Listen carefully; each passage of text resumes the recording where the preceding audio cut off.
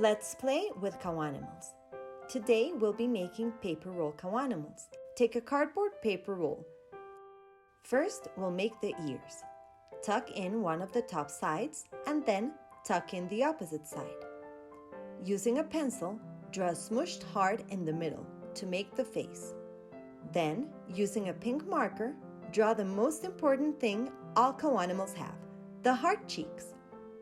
With a black marker, draw the eyes right on top of the cheeks, and then the nose and mouth.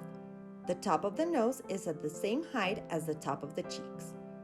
Draw the details using markers, and then color it in using anything you want.